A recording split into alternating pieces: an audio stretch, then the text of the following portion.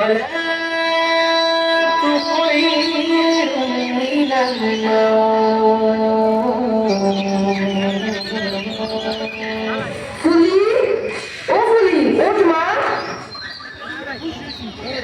কত হইল? খবর আছে তোদের? মক্তবে যাইতে হইব না? তোরা ভাই বোনের কত ঘুমাইবি? তাড়াতাড়ি কর, তোদেরকে মক্তবে পাঠাইয়া আবার উত্তরে খেতে যাইতে হইব।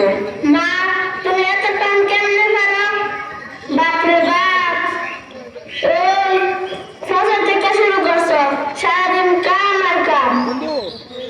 মানে কাম ছাড়া আমার কোনো উপায় আছে?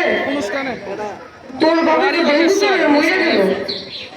এখন আমি যদি খারাপ না করি তাহলে খাওয়া কই থেকে? তুই আর রতন ছাড়া আমার দুনিয়াতে কে আছে বলহি?